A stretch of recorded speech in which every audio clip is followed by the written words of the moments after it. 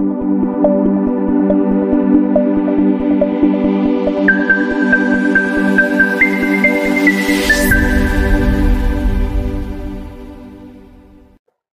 morning. I am Nelson Nicdao, 62 years old, never been touched, never been kissed, but totally damaged. Ah, Bago ako napunta ng MAPE, nasa TLE ako. Kasi major ko ay electronics. Afterwards, na challenge ako sa PE, nag-major ako ng PE ulit. That's why major ko yun ng PE. Nagturo din pala ako ng values. Tapos, sa DepEd, 34 years na ako ngayon. Pero sa record ng school, nasa 27 lang kasi nag-abroad ako. Medyo hindi ka panipaniwala sasabihin ko. When I was in high school, nasa Catholic school ako, pangarap ko magpare. Ang problema, nagka-jowa ako. Nagka-crush ako kaya hindi natuloy yung pagpapare ko. Pero all along, yung mga classmate ko tsaka batchmate, after graduation, siguro mga 5 years o 10 years akong hindi nagparamdam sa batch namin. Kasi hindi ako laging umate ng reunion namin. Actually, hindi lang class reunion, kundi batch reunion. So, nung nagpakita ako, matin akong bigla.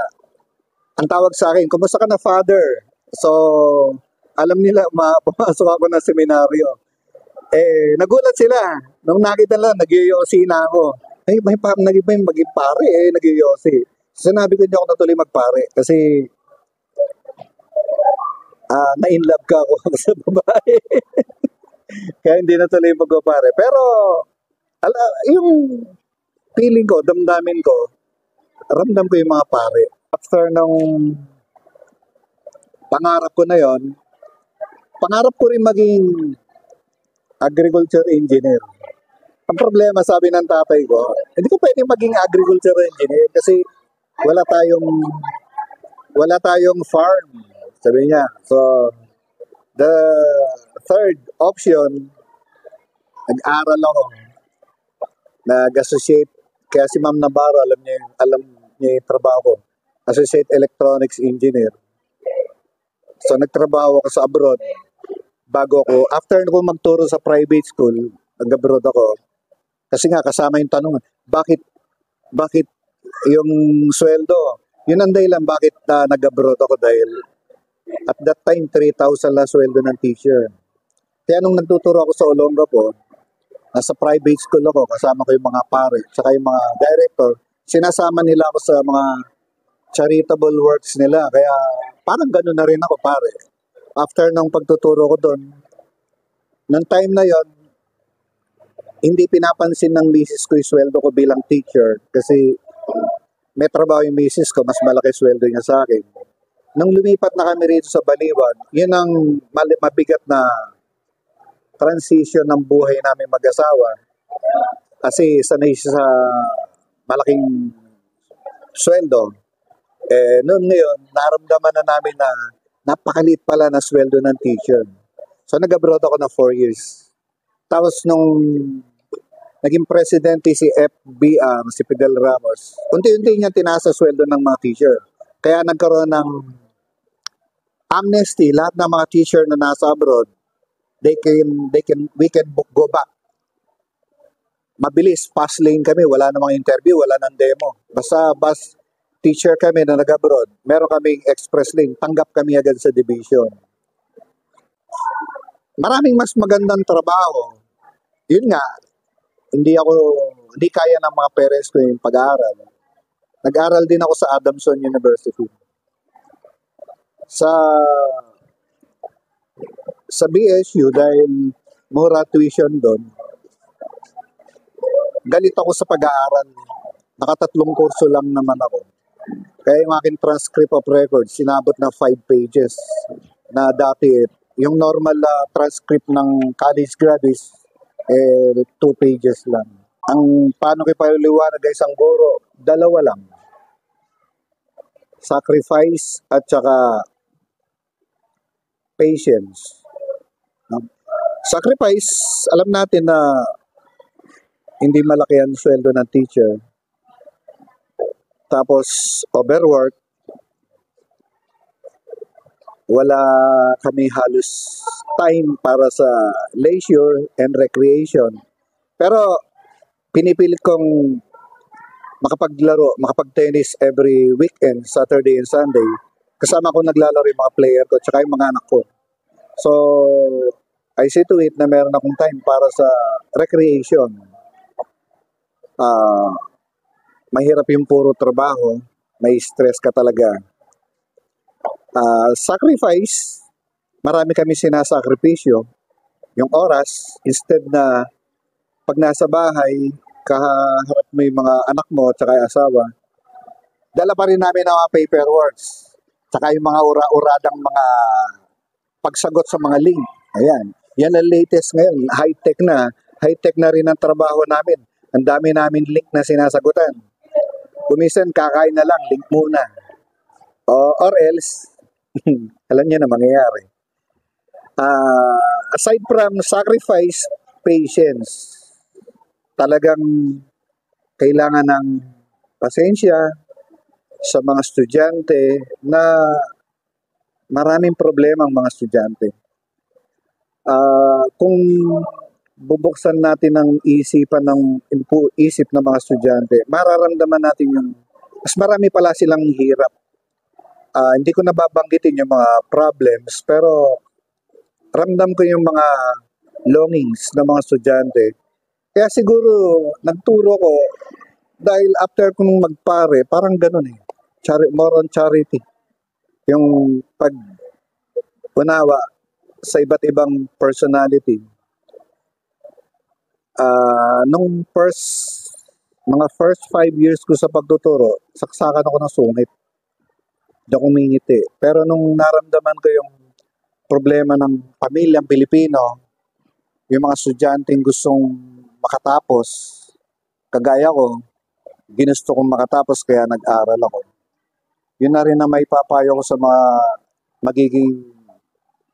sa mga estudyante ngayon na kung natutulog kayo ngayon sa banig, huwag niyong pangaraping matulog sa lapag. Pangarapin niyong matulog sa kama. Naiintindihan ng mga estudyante ko, lagi sinasabi yun.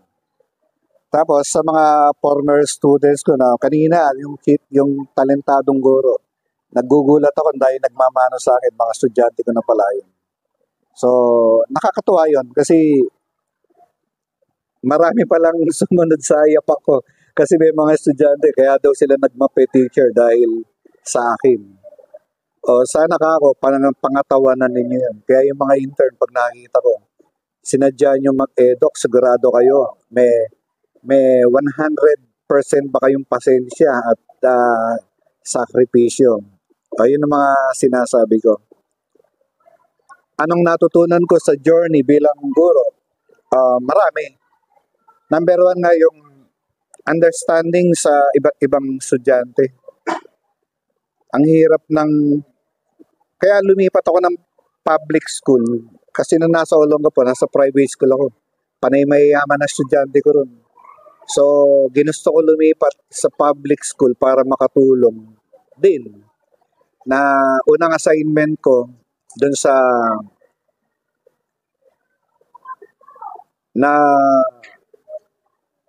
na-distract ng Mount Pinatubo eruption. Kaya nagtuturo ako doon. Ang bubong namin sako lang. Pinagdugtong-dugtong na sako. Kasi mga bubong na eskwela namin bumagsak dahil nabigatan doon sa pagbuhos ng buhangin. Hindi po lahar yung bumuhos sa mga bubong, kundi buhangin na tinangay ng bagyo. Pero yung lahar, yun ang bumababa mula sa bulkan. So, habang tumanda ako, habang tumatanda pa rin, yung journey na nanatili yung natututo ako sa iba't ibang buhay ng mga estudyante na Kung minsan gusto kong murahin yung mga magulang ng mga estudyante, pinabayaan ng mga anak nila eh. Kasi naawa ko, sabi ko, hindi nyo kasalanan ang naging karanasan nyo ngayon. Kasalanan ng mga irresponsable yung mga magulang, sabi ko. So, hindi ko kayo sinisisi. Kaya nga dapat dagdagan pa yung batas para bigyan ng proteksyon ng mga inalilang mga anak. Nakakaawa kasi sila. Kailangan, karapatan din nila magkaroon ng magandang buhay. Pero paano mangyayari yun kapag ang mismong magulang ay umalis, iniiwan sila? Yun ang malaking bagay na natutunan ko sa journey bilang isang guro. Pa-retire na ako, 2 years na lang. Nag-enjoy na ako, excited na ako. Nagka-countdown ako. So, mga nakakasama ko, marami kang matututunan sa kanila. Natuto ako makibagay. Siyempre, iba't ibang personality, iba-iba ugali. Kaya, nag-mature din ako. Nakatulong sila sa aking maturity. Natuto akong manawa. Pero kung minsan, inaandaran pa rin ako ng kasungitan. Siguro, ugali ko na yung masungit. Masungit ako pero, pala kaibigan pa rin. Dinadaan ko na lang sa biro. Kung minsan, pagiging kasungitan. Hindi ako nagsisi na bilang isang teacher. Naging masaya ako. Ang katotohanan nga, yung anak ko, panganay, nagturo din.